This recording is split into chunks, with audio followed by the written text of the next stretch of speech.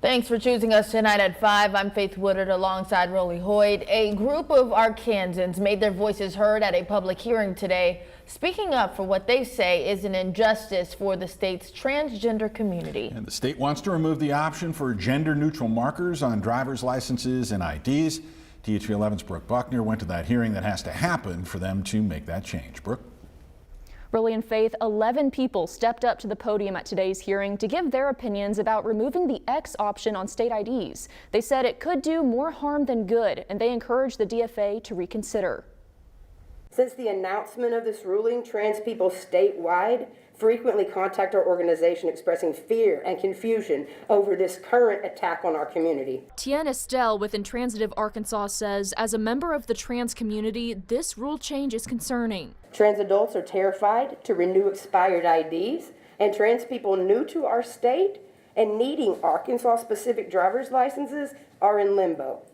All of these things are dangerous to our mental and physical health. For the past 14 years, Arkansans have been able to change their gender on a driver's license with no questions asked and no documentation required. Now, their license has to reflect the gender listed on their birth certificate. Jessica Disney says the proposed change will complicate things.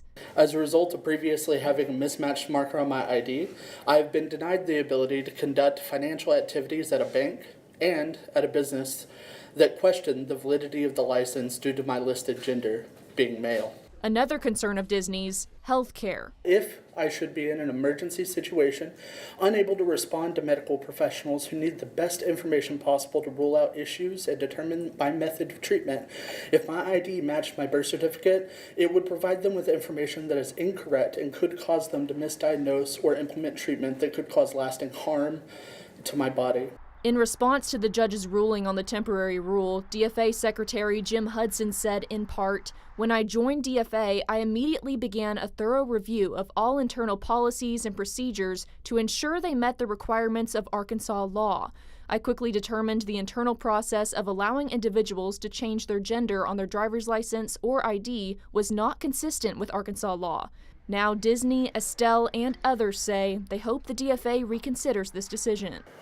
I urge you to consider both the intent and the impact of this ruling. Those who couldn't make it to this morning's hearing still have a chance to submit written comments until June 27th.